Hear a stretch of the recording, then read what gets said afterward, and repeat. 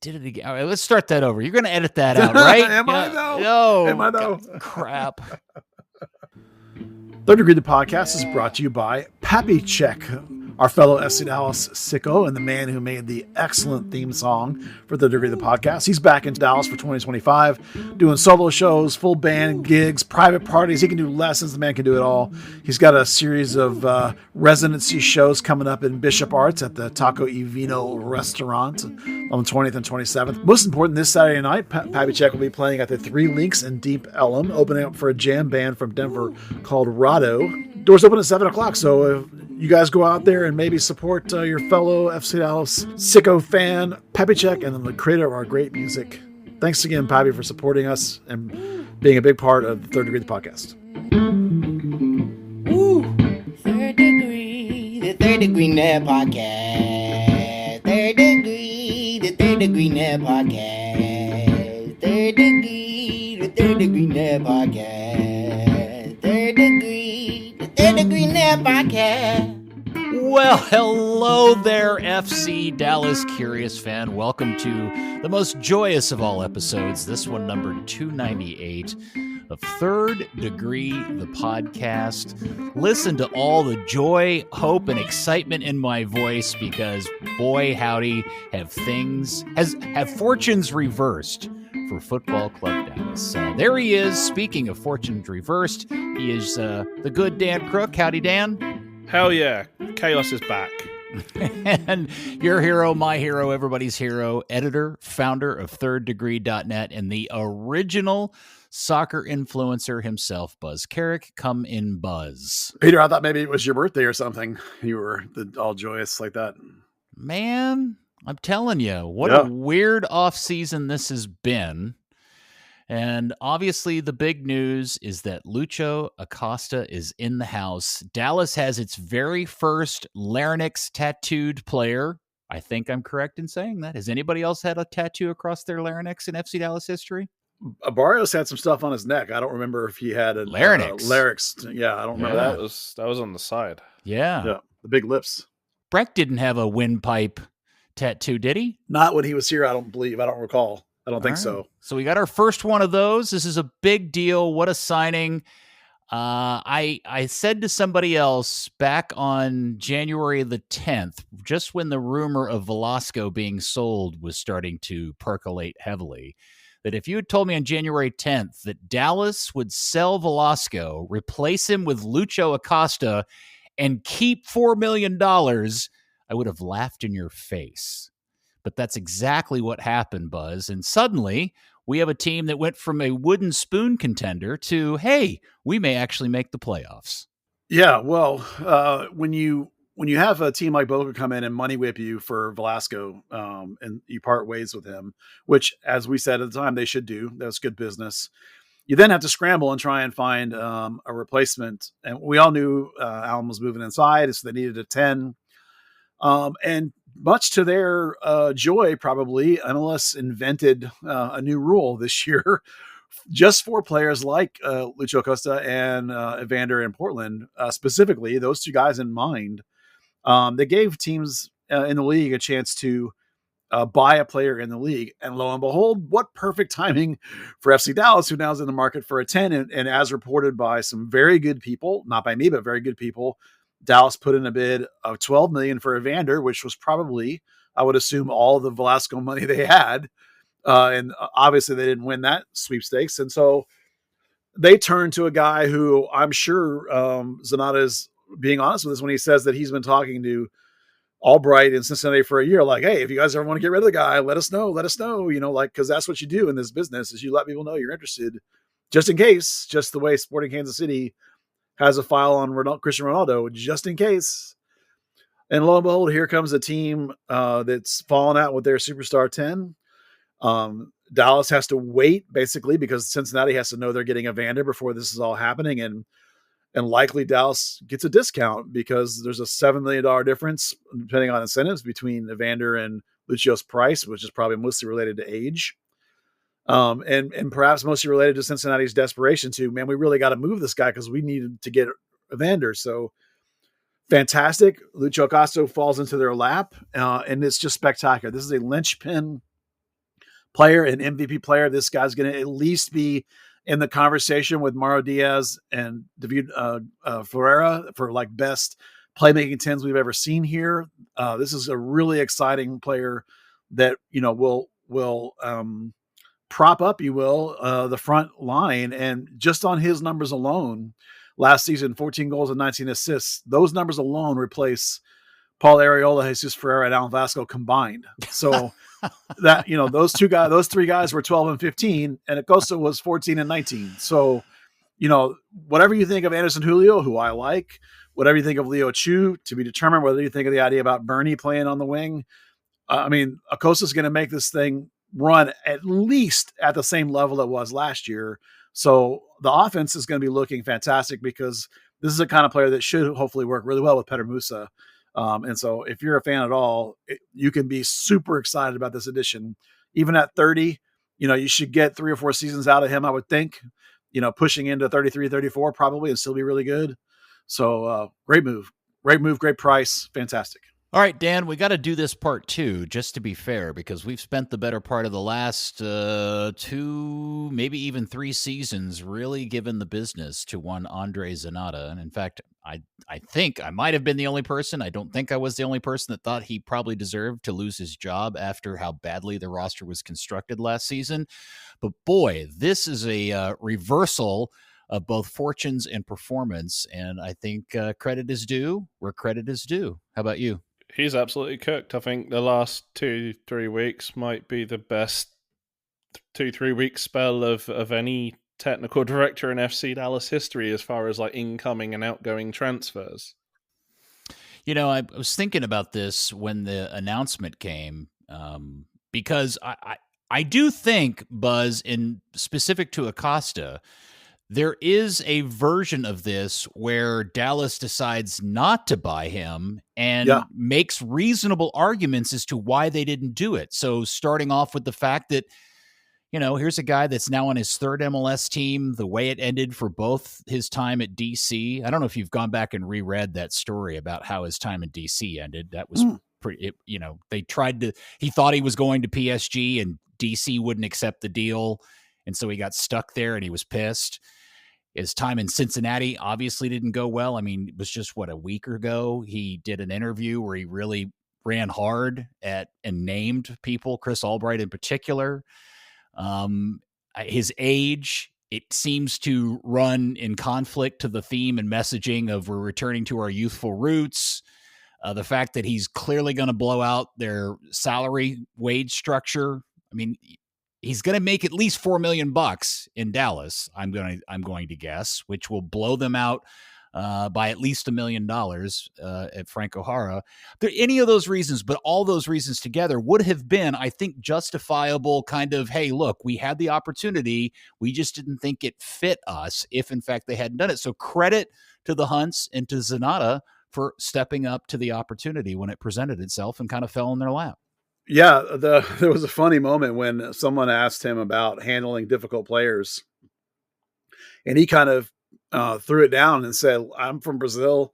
I was there when we had, and he rattled off some players. Yeah, that was, by the way, I want to say, that was the most baller thing I've ever heard Andre Zanata say. So I tip my cap to him, and he earned a new level of respect for me for that answer specifically, by the way. Yeah, obviously he's feeling very confident. I actually would have said that I would have said Acosta was more of a disgruntled player than like a difficult player. But then you reminded me, Peter, that he had the difficulties at the end of the DC United sort of bit too. Definitely a player with a not an ego, but a lot of self-confidence and a lot of must win and very strong opinions. And Eric Quill seemed to embrace that idea in the press conference. Oh, he absolutely loved his mentality, didn't he? Yeah. I mean, one of the things that they've talked a bunch about this cycle is this mentality, right? And the thing is, though, as I sat there listening to the press conference, I was like, man alive, you guys have now said that, not Quill, obviously, because he wasn't here, but like for 3 coaches in a row now, even going back to Oscar, everybody always talks about mentality and like, we had to get the right mentality. We got to make sure we got the mentality. And then you have a bad team and you go, well, I guess you guys didn't have the mentality. So, I'm sure there's a different specific mentality that they're looking for this time. And hopefully they can actually deliver the kind of mentality that they're talking about. Certainly, Acosta reminds me of those kinds of players with that massive will and determination.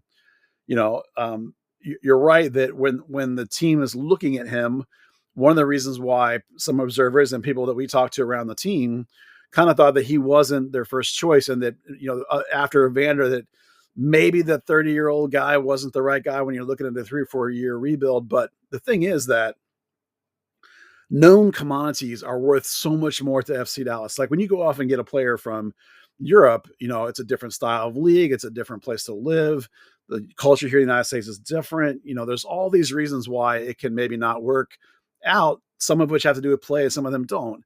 Well, when you get a chance to get a known commodity from another team in the league, this guy can do it in MLS. He's done it with a couple of teams now in MLS. So the goods are there, and the chance of hitting is a much, much higher percentage. So then it would be to make a crapshoot on a player from a European league, which probably would have cost you more money. Yeah. So it's just a phenomenal move in terms of like both the value you're getting at that dollar and also your confidence that that exactly what you're getting. Yeah. Okay. But tell me how Acosta's price got down to $5 million. Well, my assumption is that since he knew they were in trouble with him, and he's saying, I'm leaving, I'm never playing here again, basically by slamming the GM like that. And now they're in for Evander. Well, they need to clear Acosta off of their books, just like Dallas had to move Jesus Ferreira. And so his price was really low. Yeah. Same thing. They had to move Acosta to get Evander in.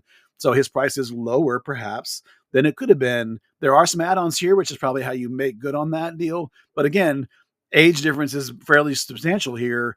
Evander's halfway through his career, just approaching his prime, whereas Acosta is coming out the backside of his prime, but still should be good for 3 or 4 seasons. You don't know what his current contract escalates to. He has a 25 and 26 on his deal, and then a 27 option. You don't know what that option might look like. You might be looking at a 2-year player here if that option is just absolutely ridiculous. Or Dallas could try and redo a new deal with him and maybe even get him to add a year or two and come down on his price possibly, or something like that. So, they have some possibilities to do some different things. But, when you get a chance at a guy that operates at this level, you go for it, and that's why the price is a little different. I think as well with the price, like it's a whole new deal with the cash transfer system. Joveljic went for $4 million. Jack McGlynn went for 2.1. Where there isn't the difficulty of having that maximum $3 million to convert to GAM, and then however the rest works out, it could just be that, similar to how TAM and GAM were originally, that the value of one is just lower than the other. The thing is, guys, who the happiest MFer out of all this must be, other than Zanata? Who's that? Peter Musa.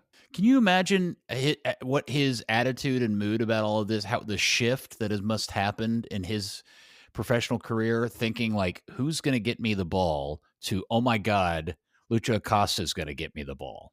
Yeah, I mean, it's pretty spectacular. I'm sure he probably was trying to focus on training and not worry about those kind of things, and probably trying to hope that Pedrinho was looking like he was going to be pretty good. But, I'm sure he's seen enough of the league and played up against Acosta last year. Without looking, I'm assuming they both played in the game when they played each other, that he probably is overjoyed about the idea that, like, he's going to have a guy he didn't have last year. I mean, they had guys that could get assists, but they didn't have a guy like this that could lead the league in assists. And so Musa must be chomping at the bit to get going on now. Well, I mean, he may have also started with, man, Jesus ain't going to give me the ball. Oh, Jesus is gone. Wait, who's going to give me the ball now?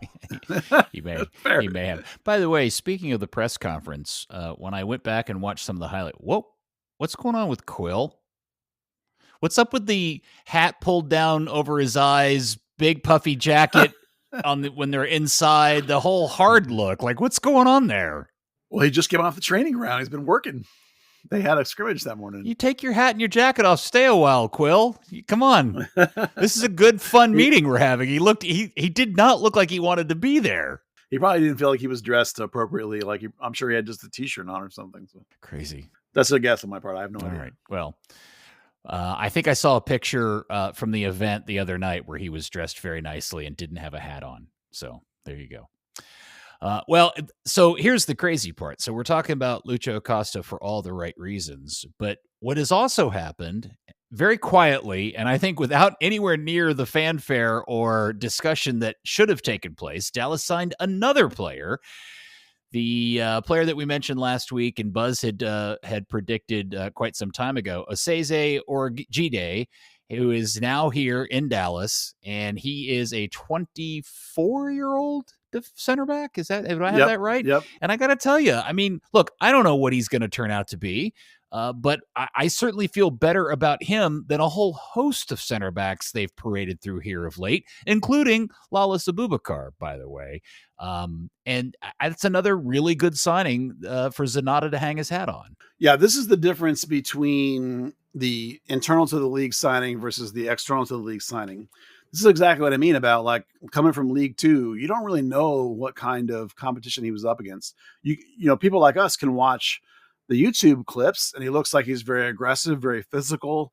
Looks like he has the pace and the power, close enough to like not the pristine 6'4", but at least like a 6'2" kind of thing. I mean, looks very aggressive. I mean, all that looks really nice. But I also just described Nkosi Tafari. So, you know, you don't really know.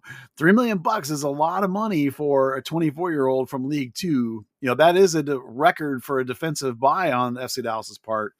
So we kind of really don't know what we're getting. Like, yes, we would expect that guy to walk in and start ahead of Abubakar, but we don't really know until you put him in MLS competition what he's going to look like. So it's hard to say convincingly, like, what an amazing signing. This is when we talked about they needed a center back a couple of weeks ago, like, what would we want to see? This is the second choice, the young guy with some potential to grow into. He's got just 24. He's got a couple of years before he peaks, maybe 3, maybe 4 even, because he's a center back. But at the same time, he doesn't quite have those mature skins on the wall, those high level performances, that high level mentality. Like I think I saw somebody added up his appearances. He's got 100 appearances at the pro level and on a first team pro level and at the age of 24. That's a little low maybe for a guy that you're hoping is going to be as good as this guy is on paper. So I think it's not unfair to have questions about how good a player exactly is this that we have coming in here. I don't think anybody really knows. Yeah, I'd be interested to know the backstory and how they scouted him and became aware of him, and what this is one of the downsides that they don't do kind of any introductory, any kind of like reveal press conferences with players much anymore, especially ones that don't have giant names attached to them. So I wish we knew more of a backstory about how they honed in on this guy specifically. Well, somebody else in MLS signed another player from them with 2 days later. So I can't help but wonder if someone that scouts for MLS, watched them and said, here's 2 dudes you guys should grab up. And then the league might have said, hey, here's a center back. Who needs a center back? Like when Cobra came to MLS, that was kind of that push from the league through, right? Maybe this is a guy that kind of got said, take a look at this guy. There's a couple players there we're interested in as a group, So it's, again, we don't know the backstory. It's hard to know. But it's funny. I have a conspiracy theory I'd like to share with you, which is going to take us back to the Acosta Vander thing that you talked about earlier. I was thinking about this earlier. Like, how did Dallas not end up with a Vander? Because by all reports, Dallas offered the same $12 million that Cincy did to get him. So why didn't Dallas end up with a Vander? And this is where I do think, and I'm a proponent of MLS and its structure, but I do think this is one of those stories where you could quickly spin up a conspiracy theory where the single entity structure of MLS can manipulate the outcomes of these kinds of in-league trades and purchases to kind of benefit everybody or a best outcome for everybody. Because if Dallas gets a Vander, since he's got a world of hurt of trying to move Acosta, because maybe San Jose wants him, but now San Jose has got to dump their young 10 that they just got last year. Everything seems to work really, really well for the league, and everybody kind of gets happy if Dallas gets Acosta for the right price, since he gets a Vander, and Portland can go out and buy the guy that they bought to replace a Vander. And I do think I'm curious if maybe there's something to that idea that's how all this transpired. That's a conspiracy theory that has logical legs. I can see what you're saying. I think it's just far more likely that, as we discussed when this idea originated, when we first heard that Dallas had put in 12 mil, and everybody else, including us, said 10%, maybe even 5% that Dallas gets him. The odds-on favorite is Cincinnati. Better team. They can give him more money. Whatever the 5 or 6 reasons we listed at the time that he was going to pick Cincinnati, in my mind, that's what happened. He picked Cincinnati, right? I don't think that there's in a way that has helped Dallas in the sense that they now have saved a bunch of money, and they got a player that's older but still very, very good. You're right. Maybe people did go nudge, nudge. Hey, this is the way it's all going to go down. But that's the kind of thing I don't think anyone will ever tell you for real. I don't know how you ever figure that, even find that out. Well, but I think what's interesting about this was the idea that when the league announced this new cash for trade option in league, what it did at the time was raise the question of, wait a second, the league has specifically tried to avoid this very specific thing for the entirety of the league's existence, which are teams outbidding each other, going into bidding wars for players. And when they announced this new rule, that's exactly what was starting. Like, that's immediately what all of us looked at each other and went, holy cow, teams are going to start beating each other up for players and outbidding each other. And that's what I thought was going to happen for Evander. And it sounds like Cincinnati didn't have to do that. I can buy your theory, but I also remember that all of us agreed that it was a long, long, long shot that he was going to pick Dallas, that Evander would pick Dallas. And we even talked about the only way that we get him is if you can convince him that Zanata is your pass back to Brazil.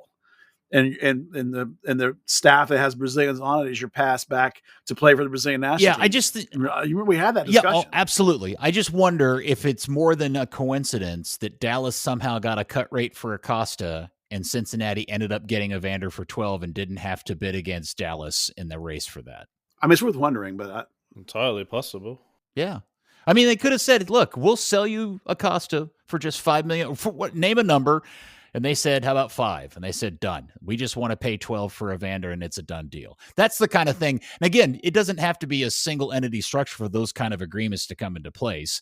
And don't overread into my use of the word conspiracy, because that makes it sound very nefarious and negative. I don't mean it that way. I'm just saying that when the league is structured this way, those kind of deals are more likely to happen at the benefit of everybody. And again, everybody won in this deal, right? Well, I think as well, like, there is definitely precedent for teams doing that. FC Dallas has done it in the past when New York City came into the league and they had the expansion draft. Dallas basically gave Andrew Jacobson to him for the agreement of not taking anyone in the expansion draft. Here's the thing, though. Like, at some point, you're going to get a disgruntled owner, TD, or coach that's going to talk. So if you start doing that kind of deal, and if you start making those kind of moves, like, for example, we know about the league forcing Dallas to trade Freddie Adu on Dallas because Colin Clark was pissed off about it and Steve Morrow was pissed off about it. And we knew they were going to take the center back whose name's breaking up. Chad. Marshall. Chad Marshall. Thank you. So, like, because they were pissed about it, they talked about it and made it known. So, like, in this particular case, maybe the Hunts and Zanata are team players and maybe they're not going to be the kind of people that are going to complain.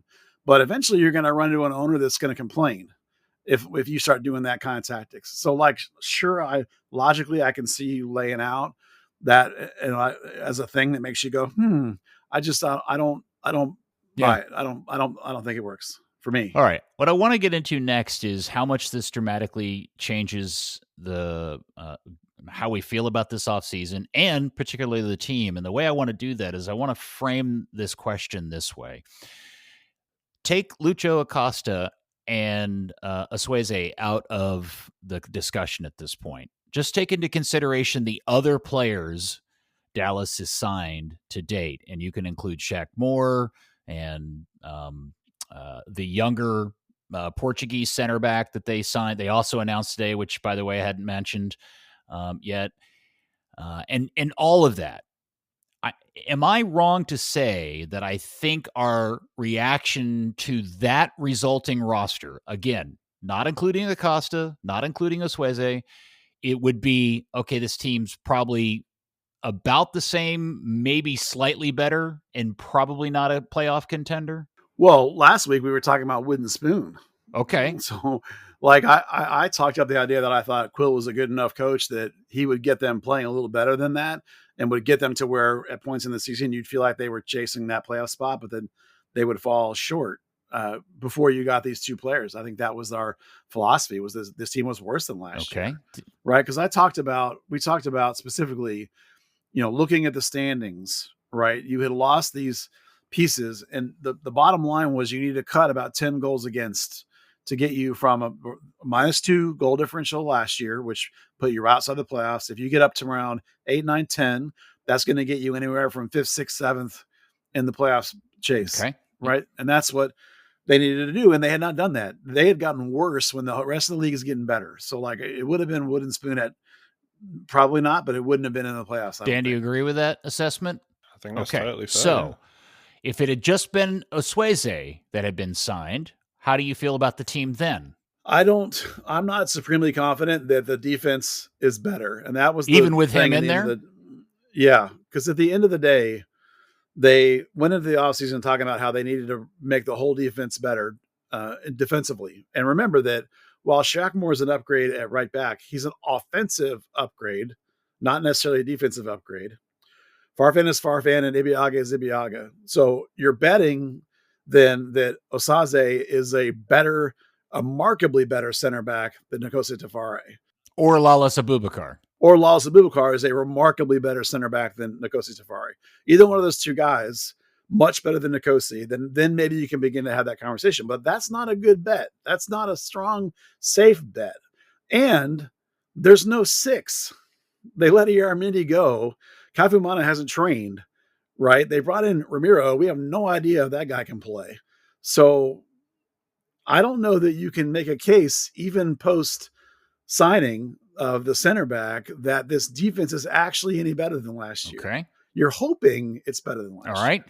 Now, because all anybody's talked about in the last 24 hours since the Acosta signing was first, promised and then delivered, is that now suddenly this team is cooking. And my question is Lucio Acosta that transformative of a player that we all feel like this went from a wooden spoon team, maybe slightly better than a wooden spoon team, to suddenly a team that's going to be somewhat of a better than playoff, maybe not like an MLS Cup contender, but you know what I'm saying? Like, how far have we accelerated on this just because of Lucio Acosta?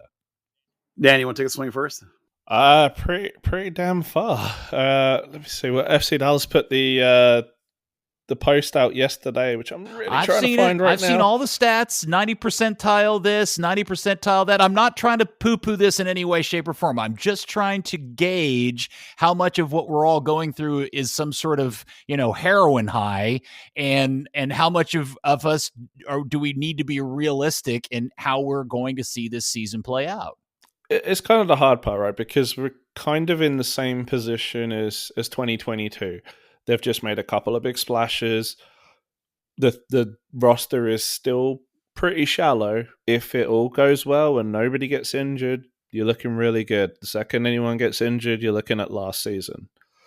Upgrades going forward, because you had Jesus coming off an injury and not really performing. You had Alan coming off a serious injury where realistically we didn't expect him to be the real Alan Velasco till 2026. Paul Arriola getting kind of thrown around into right back and not really getting the type of output that he would like, to now having an MLS MVP. Yeah. So here's the thing for me. I mentioned that Acosta stat-wise replaced Arriola, Ferrer, and Velasco. He's 2 goals and 4 assists better than those 3 guys. So a lot of whether you think this team is going to be remarkably better might depend on what you think about Anderson Julio and Bernard Camungo or Leo Chu. Because if you look at the goals for, goals against. Goals for Dallas, 54. That's not bad last year, right? If you improve that, anywhere from 5 to 10 goals, depending on who you're looking at, that's the teams that are within 5 or 6 places in front of you.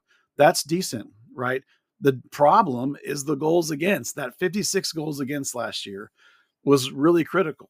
You have to be able to clean that up. And Luciano Acosta doesn't help that. You might even give up more goals because Eric Quill's going to play a very vertical, very attacking system. You might be looking at higher goal output games. So you might score a whole bunch more and you might give up a whole bunch more. So again, it's the calculation, it's the balance. Like I think Acosta is a terrific ad. I think you immediately have to think about Dallas as that 7, 8, 9, 10, bottom of the playoffs competition for sure in that bandwidth. But if you're talking about top of the league, this team is a ways from being top of the league yet. The midfield is missing multiple people. Right now, Sebastian Lletget and Seeking Seblinger, you're starting eighths. So it's like, Bernie's, who had a horrible season last year, is your starting right wing. Yeah. I'm not saying that like there's not things that could come good. Maybe Romario's great. Maybe they get in another 6 or 8 that can be real quality. Maybe Paston comes back and is a baller, even though it now sounds like he won't be back until at least mid-season. There's just too many things that are not yet on the same tier as the elite teams in this league.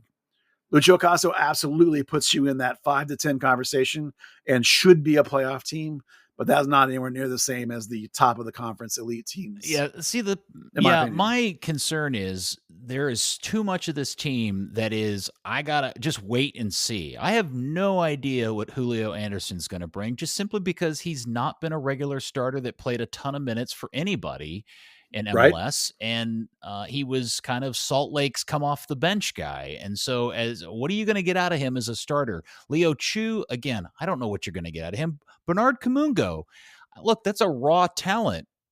I think there's a lot of potential in there if you put him in a very, very specific use case that maximizes the one thing he's really good at doing. I'm assuming Quill's going to do that. So I believe they've got a lot of questions in those positions. I do think the biggest, most glaring hole is who's going to play holding mid for this team, because Luciano Acosta does not play defense. Like he's not coming back. When they turn the ball over and get into transition going the other way, Petar Musa and Luciano Acosta are going to have a beer at the other end of the field while they all do the defending.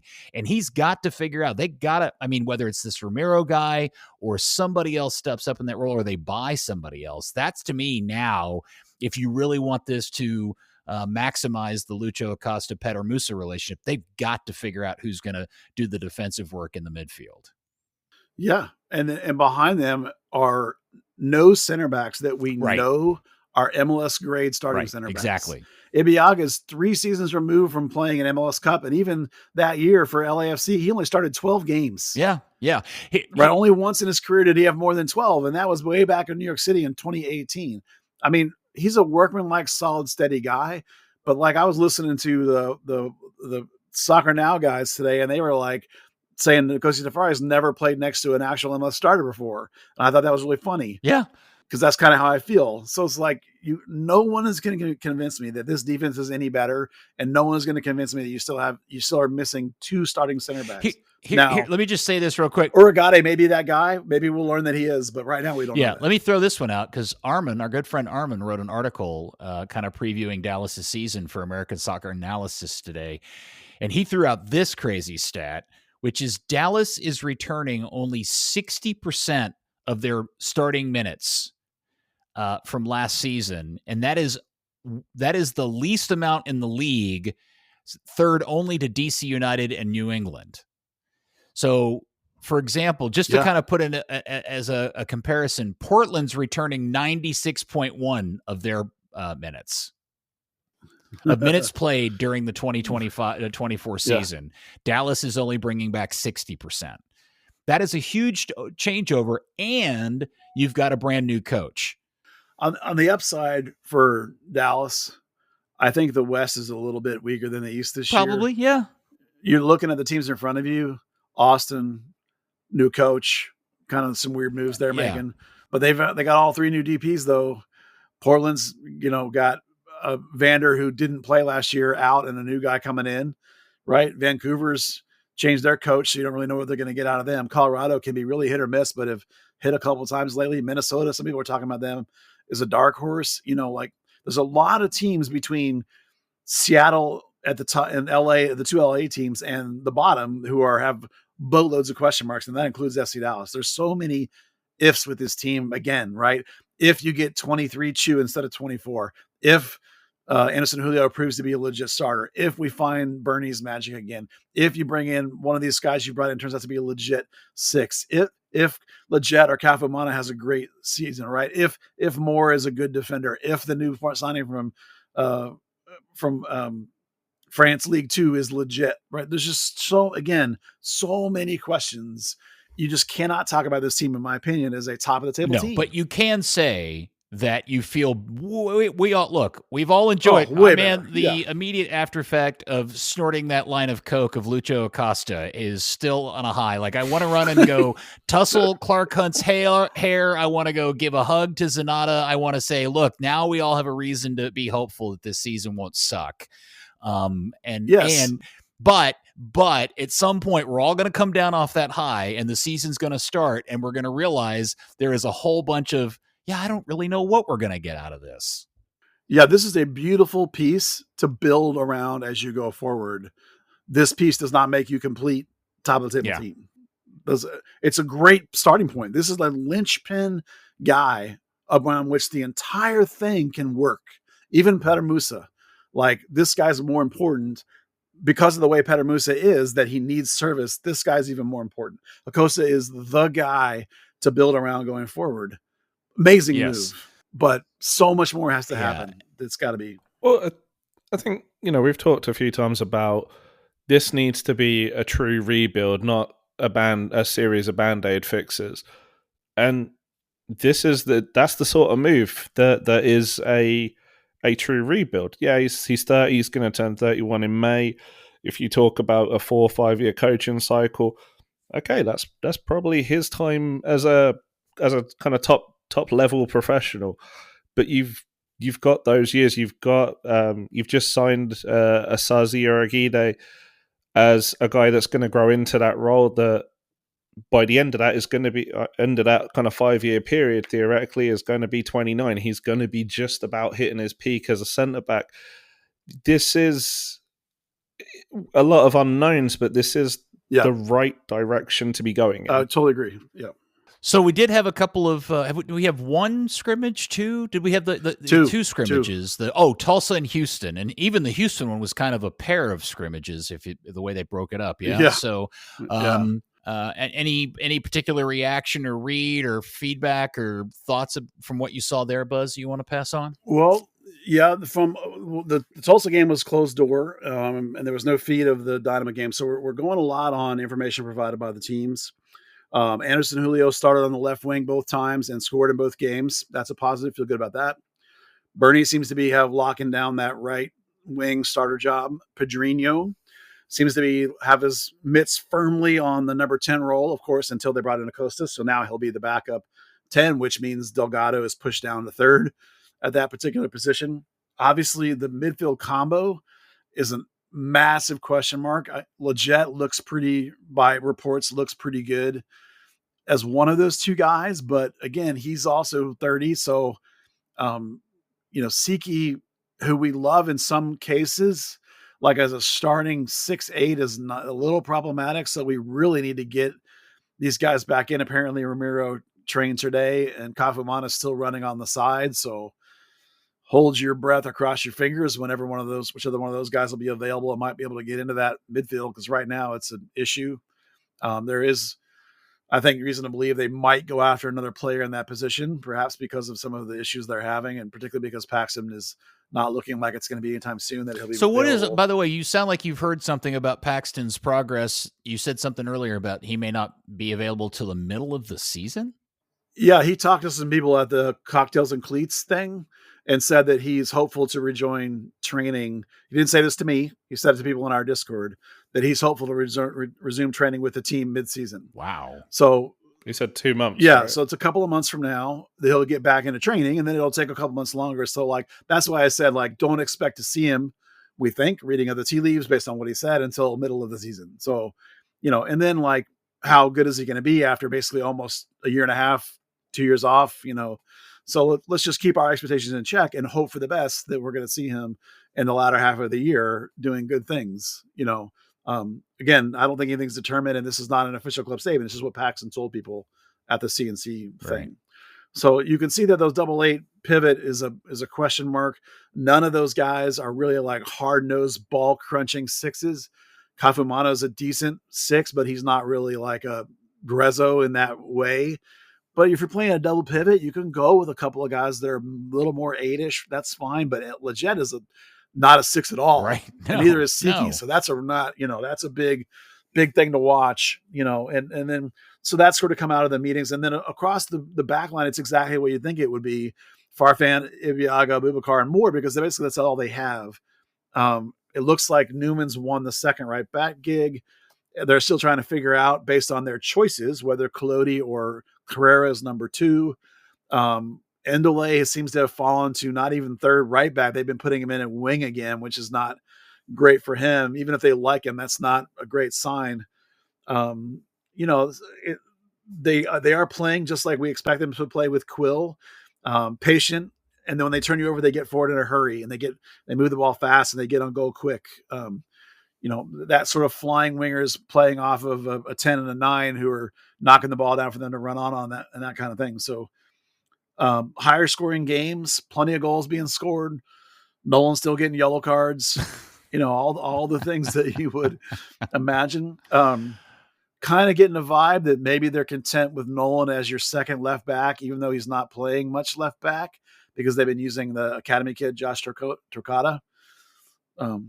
So we'll see which way they move, but they're definitely working through their paces, and there's still a lot of pieces missing. So it's super hard to get like a real concrete read on them. Acosta trained for the first time today. So, they're going to they have one game basically to try and put it all together 2 days from now and then 1 week of training before they play Houston for real. So it's coming together late. This might be a team that slimps out of the gate, frankly, because of the pieces missing from injury or sickness or late signings, and still pieces to come probably. I think in the media scrum, Dan Hunt mentioned that they might have a couple more signings coming. So, and they definitely have the cap room and the roster room for it. If you look at our roster dance, you see there's 2 open spots, so they could definitely add a couple players. When I asked Andre in the press conference, he made the point of saying, "Hey, it's a long window. Like business isn't done." Yeah, it's in April till April. So we mentioned that before, but it's probably. And I know we mentioned it earlier, but in more detail, they did sign the young Portuguese center back that had been on trial with them when they were in Spain, Álvaro Augusto. And so he's 19, he's 6'3". He wasn't even playing in the second division in Portugal. He was playing on a second division team's under 23 team. So they must have seen something and liked something and paid a little bit of money for him, and there you go. He's on a 3-year contract. I mean, this is a 19-year-old crapshoot. When you're looking at at best the 4th center back, and probably really the 5th, it's a guy that's going to need North Texas time. You put him in your mind as like an upgrade over at Met Corcha as that last guy on the roster. This is a guy for the future. It's not a guy to worry about aggressively now. If it's for now, there's big problems. Unless the guy just turns out to be an absolute baller of a player at 19, which is not often the case, or he wouldn't have been in French League 2's U23 team, as you put it.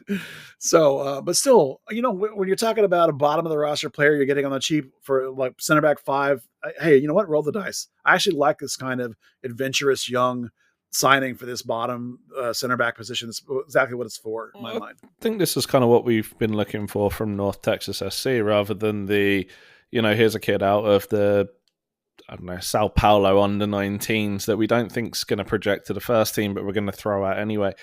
I remember when he first trained, I'd looked around a little bit and I saw that he sixed a little. So, he may even be one of those players that they're like, actually, his physical assets translate to MLS a lot better than they do the Portuguese or French league, and he could be that project 6 that they kind of mold in however Eric Quill wants to mold him. That would be fascinating. If nothing else, a player that has played in the midfield probably means he's got above average feet and passing for a center back. So that part's intriguing. If it really is a guy they might look to move to a 6, also fascinating. So this kind of young project, and not at a high price, like a U22 price, is a roll of the dice. Sometimes you find a guy, you like him, and great. Bring him along. That's cool. Well, that is an hour of us talking about things that have changed just literally in the last week for the Burn. And what a week it has been. I saw Steve Davis ask this question, and somebody else asked it in your Discord. And this is obviously a question I think we've all probably been asked. Is Lucio Acosta the biggest signing in this club's history? It depends on what you think of David Ferreira, because David Ferreira is a league MVP too, and they signed him from Cap. I can't remember if they paid for David or whether he was a free agent. So as a free agent, he was a free agent. If you want to say the biggest buy, I mean, Musa might be a bigger buy because of the price and his age. I mean, Acosta's in the conversation, absolutely in the conversation, but I wouldn't put him at number one. I don't think. I think if you're going to say like big on stature, Denilson was literally the most expensive player of all time at one point. See, in the Discord, I had made the suggestion. In fact, I insisted it was Hugo Sanchez because he's the greatest player in CONCACAF history. And then Dustin crapped all over that by pointing out that Dallas didn't buy him or sign him. He was essentially allocated, which is a cheap out on that, by the way. I still am sticking with Hugo Sanchez, but I agreed with you until he said that, and then I was like, oh. Fair technicality, but I'm with you. Okay. If technicality aside, I would agree with Hugo Sanchez as CONCACAF Player of the Century, 5-time La Liga leading scorer, 4 or 5 Real Madrid, for Madrid. I mean, just like in the handful of greatest players in the planet when he played, and the greatest player from CONCACAF of all time, without question. So I think even though he was a little bit past it, the street cred that Hugo Sanchez brought to Dallas, particularly in the Hispanic audience, was absolutely massive. That street cred that he brought. Good Lord, was it ever? But he didn't win a World Cup and then flame out at FC Dallas. That's fair. That's true. Yeah, that's very true. That's fair. But I do think the question that I think this was actually Steve Davis's more specific question is Dallas ever had a player that is so clearly just grab a game by the neck and dominate it the way that Acosta has a repeated track history of doing for 2 different clubs in this league? And I don't know if Dallas has ever had a player of that type before off the top of my head.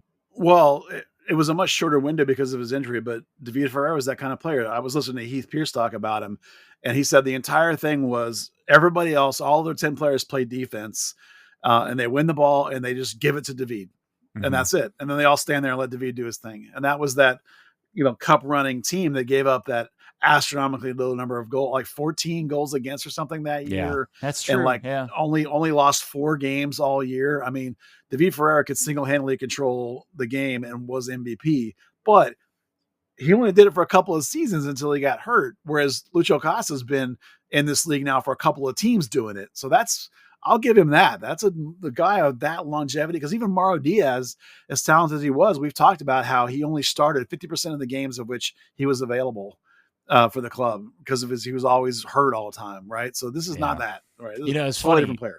You just mentioned this, and I hadn't thought about this until now, but now because Jesus is no longer with Dallas, can we put a pin in the discussion of who was the better and more important player for Dallas, Jesus or David? Yeah, what's your answer? We can do it some other time. I don't want to do it now. Don't want to do I want to think about it a little bit because I'm not sure I have an immediate reaction to that. Do you? I mean, is there an obvious answer to that to you? Well, I do because I think about importance, more than like it's hard to compare like pure talent over like a 20-year change in the game and change in the league. But in terms of like talismanic value and stature and like what he did with the people around him, I think I clearly have an answer. Okay. All right. Yeah, we'll save that. We've got so much, there's so many things to talk about. I don't know if we're going to get to are we going to save kit talk, league-wide kit talk till next week? Well, there's some kits dropping tomorrow. So let's just wait till even though there's images and leaks and stuff, we'll just wait till we get all of them to do our usual voting. When do you want to talk about the news that USL is launching an MLS competitor, a Div 1 competitor in 2027? When do you want to talk about that? We can throw that down real quick. I've heard this floated around for a long time, so I don't know why today was the day they decided to announce it. I don't know what the importance of today was. But if you haven't heard, USL announced that they intend in 2027 to launch a new same Division One tier as MLS in 2027, consisting of 12 to 14 teams. There's a lot to this for all sorts of reasons, but the most obvious thing that I think gets everybody excited, especially anybody who absolutely hates and loathes Major League Soccer, mostly because of its construction, is the fact that USL will now possess and have at least 4 different tiers of men's soccer that they could, in theory, instantly put a promotion relegation structure together. But there's so much so much more to it than just that. Well, the answer to why now is the Cosmos lawsuit got settled. That's why now. Why it was specifically today, I don't know. But they even mentioned that lawsuit as impetus for talking about it. But you're right. There are barriers to that idea of pro rel related to what U.S. Soccer says is required for Division One, and it has to do with market and owner cash and stadium size. It's not as simple as just, hey, pro rel. But it's going to be absolutely fascinating to watch. I agree with their statement that the United States is big enough to have 2 professional leagues. I think this country is just absolutely massive. We're not used to having like 50 to 60 Division One level professional teams, but soccer is a different sport than some of the other American sports. It'll be, no matter what happens, it will be fascinating to watch. I don't know that I have any definitive take on whether it's good or bad. Certainly in general terms, competition is good, but it'll be fun. Certainly be fun to watch. I think it's important not to get too carried away. With the NASL stuff, there was a couple of reasons they never got D1 sanction, and one of them was for it to be a Division One stadium in the United States, you have to have at least 15,000 seats.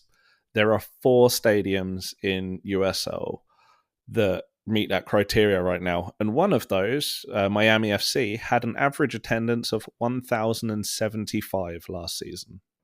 It's interesting because those types of rules, and then the question becomes, because everybody instantly gets, their pants go crazy, their promotion relegation pants go crazy over this idea.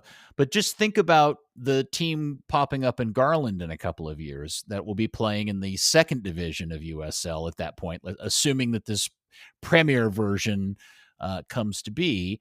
Let's say Garland wins the championship and they get promoted to the Premier League version, the Premier tier of USL. Their stadium's only 10,000 seats, and they just built it.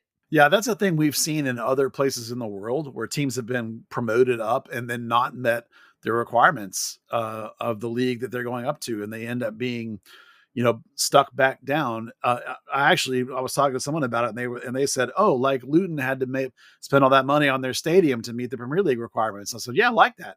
Yeah, you spent $30 million. Yeah, and so you could look at a team like USL Garland if they were to win their division. It's like all of a sudden we just spent. I have no idea what their stadium's going to cost, but all of a sudden it's like, oh crap, I got to drop $30 million to add 5,000 seats in the end zone or something. That may not be. That's not an easy thing to do, and I think this idea of pro rel in the United States is going to be much more complicated, much more hard to deliver because the money that it will take to try and compete on Division One level with MLS. You're going to run the same thing where the guys with those kind of money, they're not going to be super excited about the idea of being relegated. Like, you want me to drop $500 million, $1 billion, and then I'm going to get relegated? Get out of here. Right. Well, I mean, let's use Garland as a great example of this. So let's say the guys that are doing Garland go, well, wait a second. If that is in fact something we may have an opportunity to do, get promoted, why don't we just add 5,000 seats to our stadium now and make it a 15,000 seat stadium so that if we get promoted, we qualify for that. But the problem with that is I do think the honest conversation is I think we're all looking at each other going, are they going to be able to fill up a 10,000 seat stadium to begin with, much less a 15,000 seat stadium? They would also have to have a lot of buy-in from Garland Well, sure. I mean, let's just assume Garland says yes, right? Let's say that part of it floats and they can do a 15,000 seat stadium. My question is, we're all still worried about them trying to fill up a 10,000 seat stadium. And now they're going to build in this scenario, they're going to build a 15,000 seat stadium just on the chance that they get promoted to this new upper tier. But now they got to worry about selling those extra 5,000 seats. And so you can see where this becomes a real business quandary for everybody. Yeah, that's what it comes down to, is their ability to market and sell the team. Like, we looked at FC Dallas be really not very good at marketing and selling the team for years and years and years. And then post-COVID, they took the Pappy money, they went out and got a guy, and they went from 12,000 over average on one season. And then over time, the next year they had one sellout, then they had 5, then they had 7. And now it's like every game, like they built it up. So like we don't know enough about the Garland USL situation to know how good those guys are at marketing and selling a team. And they may be like, you know what, we could absolutely market and sell this team. We're going to pack this thing out and we'll see what happens. So, like, the proof will be in the pudding and their ability to deliver. Who knows if they even want to try and build a 50,000 seat stadium or not. So I think even when you look a little bit further down, this is kind of the problem I think American soccer has, is if you want to build a pyramid, it's only as strong as the base. And people always talk about England, and England has the Football League is 137 years old this year. Mm-hmm. And there was a lot of football played before that. And the Football League it's a very similar situation. There was the Football League and the Southern League that kind of competed as dual Division 1 teams, in a time where there was much less costs, there was no professionalism. You kind of had the teams go through those hardships and build that community and build that investor desire over time to kind of get to that point. Even still, it's a common thing every year further down the leagues, when you get like below the National League, for teams to just say exactly that, like, we're not going to invest the money in the stadium, so we're going to decline promotion, or we don't want additional travel costs, so we're going to decline promotion.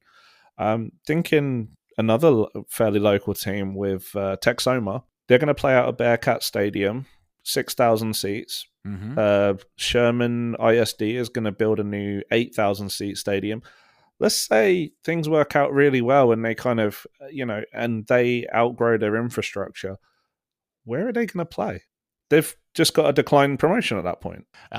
See, these are all the things. And then somebody's going to say, well, then why don't they change the requirements for stadium size?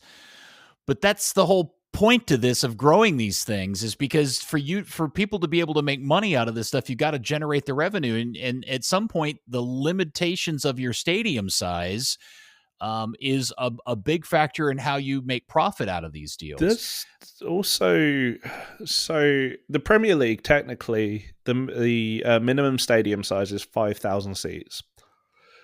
But that's because the way that grounds are graded in the US compared to England is very different. Mm-hmm. If you guarantee a 15,000 seat stadium, it's probably going to be top level high school, mid-level NCAA ready, right? Like Toyota Stadium's having $182 million of renovation, and part of that is for NCAA requirements. You're guaranteeing a minimum standard of facilities for fans, for players, for officials, for everything. The other side of that, when you get into FA ground grading, is, okay, the seats aren't there, but you need to have a certain amount of the player tunnel covered. You need to have a clear line of sight from the dressing room to the center circle. There's all these like really absolutely batshit crazy criteria that you have to fill at every individual level, that in a country the size of the US and Canada is going to be really difficult to implement. Yeah. And see, these are all the kind of the very granular minutia specifics that many of us that have, poo-pooed the idea of promotion relegation in the United States for a long time and get mocked and laughed at and can, people tell us we're wrong, but nobody really ever wants to get into this minutia and these specifics. Because they're important ultimately when you really get down to it. Kent Teague, the friend of our show who owns Leyton Orient, he and I and Andy have had this conversation multiple times when he looked into buying a soccer team, both at the USL level and the MLS level. And he went into a great explanation about why promotion relegation can't work in the United States simply and singularly because of how stadium deals are done in the United States versus everywhere else in the world, because of how they're financed and paid for. And, who's going to be left holding the bag if the team suddenly gets relegated to a lower division and nobody's coming to the games anymore? Who's going to pay the bill for that $180 million soccer stadium you just built? And so it's a big deal. And to his point, Dan, he says the stadium issue in England is about to get much, much more important because of all the new PSR rules, because game day revenue and ticket sales are going to become a major driver, even a more important driver of revenue in England than it ever has been in recent times. And he thinks there's going to become a stadium war between EFL teams here soon. Like Leyton Orient has to build a new stadium for them to be able to sustain, or if they do get promoted into the championship here in the next few years. I think, even aside from that, I think the very first point you hit on from Kent about the way stadium deals are done here, FC Dallas's lease, when it was kind of made public a few years ago, guaranteed that Major League Soccer would have first division Major League Soccer, specifically Major League Soccer, activity in that stadium until the end of the lease. So let's say there was a promotion relegation system, FC Dallas gets relegated. Someone's got to pay, millions of dollars in compensation to Frisco, or MLS has to turn around and guarantee that another team can play in MLS there. Yep. It's a ridiculously complex problem and isn't as simple as I think many people believe it is. Yep. So more about that will come in the near future, I'm sure. We'll talk more about it. Now, we're not going to talk about league-wide kits, but we should mention that the new kit, the away kit, is now official, the one that we've talked about for a while. They did name it the Inferno kit. I'm very torn about that, Buzz, and it may be the most boring kit Dallas has put out in a very long time. Yeah, there's a couple other kits in the league that looks just like it. And listen, we should remind everybody of the caveat that we learned from a couple of different people about Dallas, redoing the original design, but paying for it to be redone. And then, so it's not surprising they got a relatively boring one. The color does have a little bit of blue. I wish it was more blue. I wish they would call it a tornado kit, because there's even like talk about the throwbackness and how some of the things cues are come from the tornado. So just call it what it is. Save the Inferno stuff for the burn third kit that we think we're getting around these parts. It's perfectly fine. It's a jersey. It's team colors. I've seen worse. You're letting it off the hook. It looks like a training shirt. But you're right. It is what it is. I do want to point out, Dan, you initially had said that you had heard the original design that Adidas put forth was a white shirt with kind of a red splotchy pattern on it that made it look like a bloody rag, like a rag used to bandage a giant bloody wound. Actually use something more descriptive, but I'm not going to repeat it here. I'm wondering if it's not what Chicago ended up with, except Chicago's is in white with blue. Well, I actually wondered if it was more like MLS. Oh, no, sorry, not MLS. Adidas doesn't really use the same pattern for multiple teams very often. Atlanta and Montreal have the exact same width and frequency of stripes, which is very rare.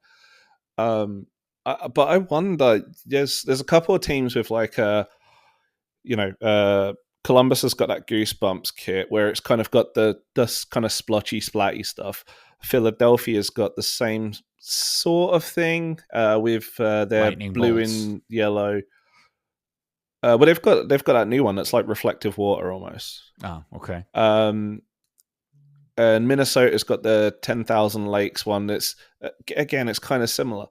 But if you had that with white with red, it would just be a worse version of the weird marble one that RSL had a couple of years ago, where it just looked like someone had died by 1,000 paper cuts.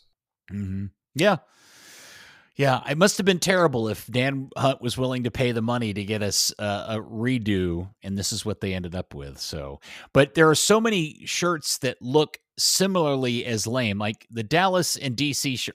We're doing next week's episode. I should anyway. I'll stop there. All right, so it's the Inferno kit that is now on sale. Everybody go get one. But really, the big hit is the new North Texas away kit. That's amazing. Yeah. I mean, it's an absolute throwback to 98, 99 Dallas Burn, white with what we call pin hoops. This is a fantastic kit. I think it's the best North Texas kit we've seen. I think it's one of the better kits that this club's FC Dallas or North Texas has done, particularly in a secondary kit. It is fantastically good. And it's probably just a template, I imagine, and it's amazing. Well, the big difference there, and this is kind of the problem with the way kits are designed in MLS is, Adidas proposes the idea. For bigger teams like Seattle, they might get a right of reply to say, like they want the Salish one with the weavers patterns, which looks really cool. But if you're FC Dallas and you sell like 4,000 jerseys, you probably don't get that same luxury. North Texas SC, they order the kits. They get to choose whatever the hell they like.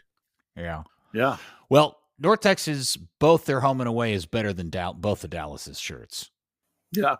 I think you're right. And they're both just stock templates in a sense. Here's the catalog, pick out a good one. And Dallas and the North Texas one is awesome. It's in the Mansfield City colors and has a reference to the new stadium coming next season, which is great because it bridges over from this season to the next season. It's a great kit. Fantastic. Dallas Trinity, who pick up their spring season starting this weekend. We'll get to see the debut of Lexi Missimo. I think they're playing Tampa Bay at the Cotton Bowl on Saturday afternoon. They have added some players or a player, Dan? Cameron Lancaster, who was midfielder or forward out of TCU. She's actually the, I think, record assist holder. She was even the league-wide not most valuable player. They called it most outstanding player in WPSL, the second tier of women's soccer that FC Dallas has played in the past. Mm-hmm.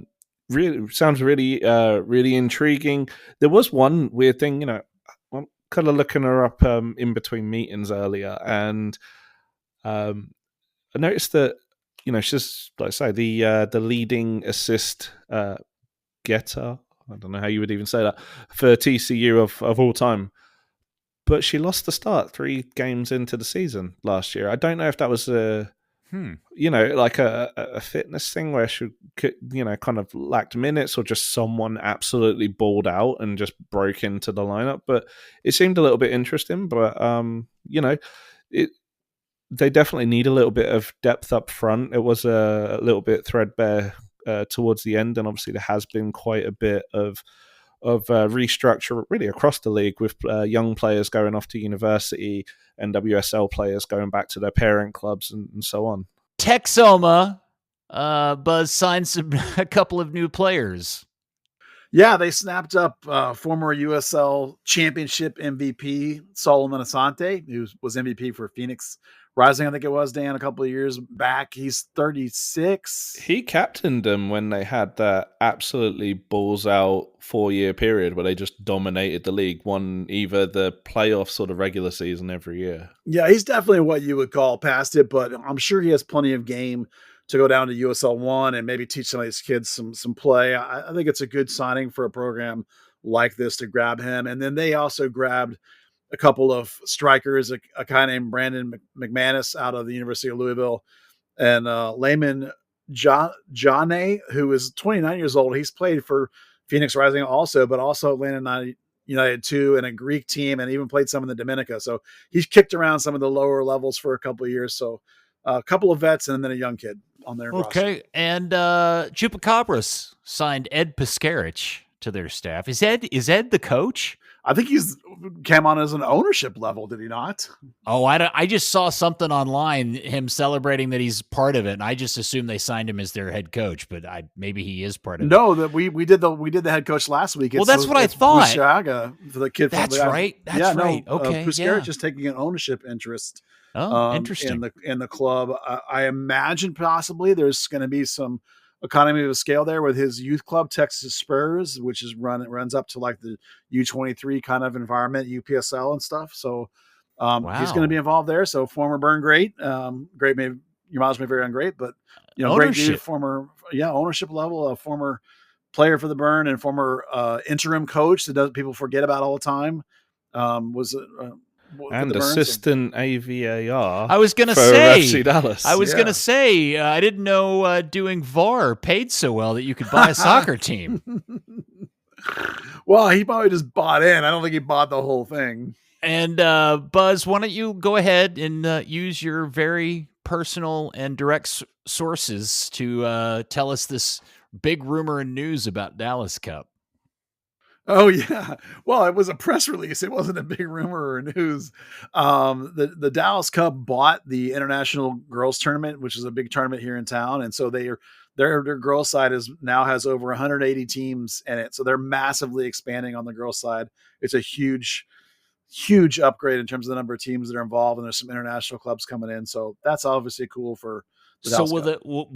Will that be played in parallel to the boys Dallas Cup? Yeah, exact same time. Yeah. Where are they going to play all these games?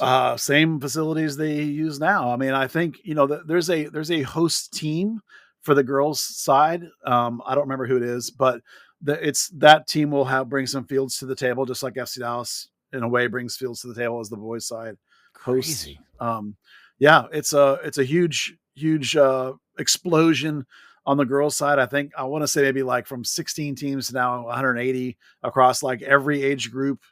It's really nice to see the Dallas Cup making this parallel move and turning the girls side into a massive opportunity and great tournament as well. So it's super cool. Okay. Well, I think we've hit everything we were going to hit for today. We'll do MLS kit talk in complete with all the kits revealed. Well, since you brought up kit talk, we should throw down the one more piece of kit talk is that the Chupacabras did throw down their kits too. And they went with the one that has the claw marks on the sides, which is a nice talk about that last week? No, I don't think so. Oh, okay. Well, if we did, we're going to double up because it has a nice claw. It's a good brand capture of their jersey. Yeah, okay. We didn't talk about this, but I do question a North Texas soccer team wearing black as their primary color. Yeah. I don't know if that's a good idea. That's fair. I mean, the fabrics are good. They're breathable now. It's not like you're wearing a plastic bag. Man, I don't even like wearing navy on a hot Texas sunny day. That's because you're funny about colors. They play at night. You found me out. Okay. Yeah, they'll play at night. That's fair. It is a good looking kit. I do like it. It's a good looking shirt. Did they say what color shorts they're going to wear with it? I'm pretty sure it's all black and then all basically white, Okay. So. All right. Very good. All right. So last question before we go. Prior to 48 hours ago, I want you to give yourself a numeric excitement number between 1 and 10, 10 being we're winning MLS Cup, 1 or 0 being we're getting a wooden spoon. Where were you on FC Dallas? And where are you now? I'll start with you, Dan Crooke. Ooh, I was definitely a 3 to 4, and now I'm. Look, it could be anything. I don't really care. It's going to be a fun season. It's the most excited I've been for the start of a season in quite a while because there's a shit ton of chaos about to happen. All right. So, what's your number? 11. Whoa! This one goes to 11. Yeah. Wow. Listen to you, Spinal Tap. Yeah, I was like, I was like, 69's childish. I can't do that. No, I think I have no idea where this team's going to finish, and it's been nice. The last couple of seasons, it's been they could be 4th or they could be 10th. We don't know. Now it's like we really don't know, and it's not just because there's a frailty of will it work out or not based on injuries. It's like, hey, will this team just flame out? Will the style of play not agree with it? we're going to have a lot of fun finding out. Yeah, for sure. Well, I know there was a lot of pessimism from this group, me specifically, but I do feel like in defense, we did say, hey, look, at the very least, we got to wait and see how this all plays out and what they have to start the season with. And now we know. So, Buzz, what was your number and what is it now? Well, I was on a 3, and now I'm on. I'm under 6, but approaching 6. But more like a 5.7, 5.8 in my confidence about this team being good. But that's a long, long way from thinking it's great because I have large questions about the defense. Buzz, middle name Kill Carrick. There he goes. Yeah, Buzz Kill. Buzz Kill Carrick. All right, very good. Well, good times. I'm glad we got to talk about this. It's fun to have something to talk about like Luciano Acosta. By the way, when I saw the footage of him walking into the event last night or off the plane or wherever it was, that dude is impossibly tiny. Yeah. Is he the smallest? Is yeah. he the smallest player in Dallas history? Oh yeah, has to be. Like he's smaller than Joselito Vaca. Small. He's what, 5'1"? Oh no, they list him at 5'3", but I don't know if he's 5'3". If he's 5'3", he's the same as Michael Barrios, I think. That's if. Yeah. I think Michael Barrios might be taller. I've not seen them standing together, but it's going to be. Oh no, Barrios was 5'4". I don't know if it was exacerbated by whatever the jeans he was wearing and the fact that the shirt was untucked or what. It was crazy to me. I mean, look, he's a former MLS MVP. It clearly hasn't hindered his career. It just was crazy to me how tiny he was when on some of the footage I saw today. It was wild. Being that short is a hindrance, just like other things can be a hindrance.